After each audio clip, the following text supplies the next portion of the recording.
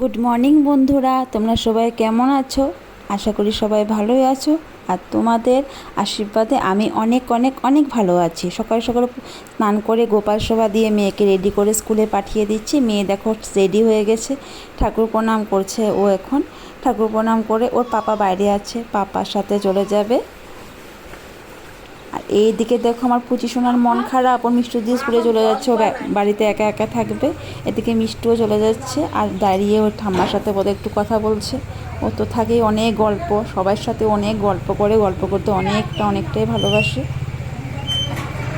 এই দেখো ওর গল্প শেষ হচ্ছে না, কিন্তু ও বলেই যাচ্ছে। এদিকে কিন্তু বাস বেশিক্ষণ দাঁড়ায় না।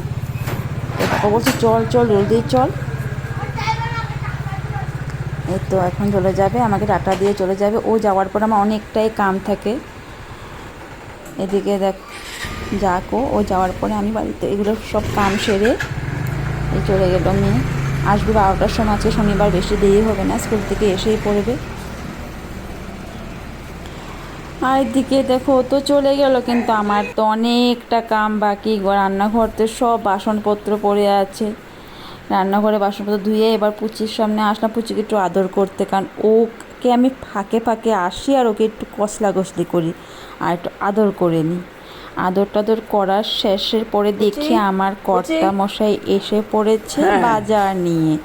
বলছে কি বানাবে আজকে? আমি বললাম বেশি কিছু না, পনির এনেছে, পনিরটাই বানাবো। সাথে ছিল কোমরের ডাঁটা, তো সেটা দিয়ে দেখি কি করা যায়। আর আমার এই ছোটো ছোটো জিনিস আনতে বলেছি, সব কিছু বাড়তি হয়ে গেছে।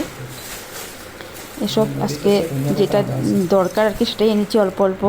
আর এদিকে সকালে জলখাবার করে নিয়েছি কলা, ছানা, চিনিটা বেশি পরিমাণে নিয়েছি, কারণ আমার হাজব্যান্ড চিনি খেতে খুবই ভালোবাসে। আর এইদিকে দেখো আবার চিনি দিয়ে টক দই নিয়েছে। স্নান করে ঠাকুর পূজা করে নিয়েছি। প্রণাম করে আমি এবার দেখো আজকে গোপালকে না আমি দই দিয়েছি। দই গোপাল নাকি দই বানেশ্বরে দই দিয়েছি। দই তো সব ভালোবাসে। দিয়ে রান্নাও চেপে দিয়েছি, রান্নাতে করেছি। দেখো এটা এখন বলবো না কি করেছি, মাত্র বসিয়েছি। যা বসিয়েছি যা তো দেখতেই পাচ্ছ, পনির ভাজা আর ডাল। এদিকে দেখো আমাদের কে আসলো। আর দুপুরের রান্না কমপ্লিট।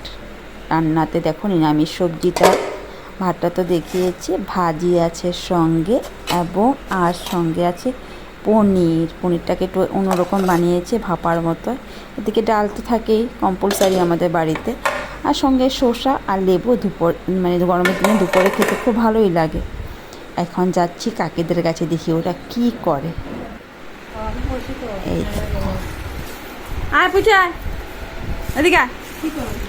হ্যাঁ একটা কাম আছে, ওরা লজ্জা পায়। এদিকে আবার বলছি, জিজ্ঞেস করলাম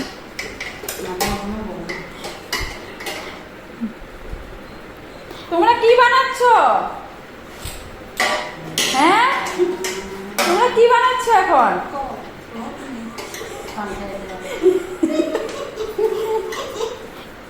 নামটা বলো।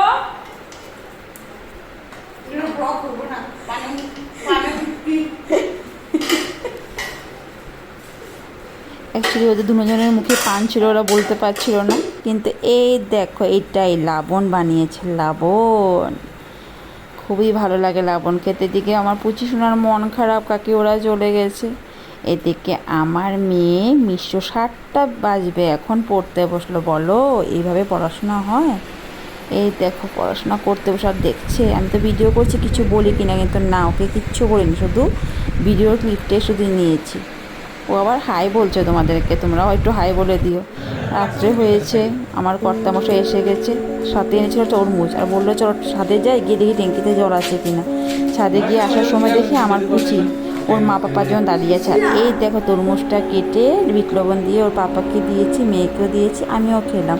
খুব ভালোই লাগে বিট লবণ দিয়ে খেতে, কি বলো? আর রাত্রেবেলা খেয়েছি, দুপুরবেলার গরমে খেতে আরোই বেশি ভালো লাগে। এদিকে দেখো আমার মেয়ের পড়া কমপ্লিট, উঠে গেছে, পড়াশোনা শেষ। আর এই দেখো আমার কর্তাকে গিয়ে ডাকছি আমি, বললাম উঠো উঠো। উঠতে এইভাবে ঘুমাচ্ছে, বোধহয় ভোর হয়ে গেছে, সকাল প্রায় হয়ে গেছে। ঘুমটা এমনই ছিল। আমার কর্তা ডাক্তার রাত্রে খাওয়া দাওয়া করেনি, দুপুরে বাড়িতে ছিল না, তো রাত্রে খাওয়া দাওয়া তো করতে হবে না। আর এই দেখো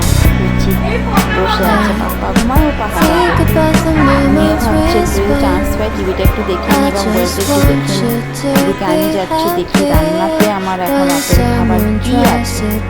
রাতের খাবার কি দেখবো, দেখি রান্নাঘরও অনেকটা রাত্রে কামও পড়ে আছে।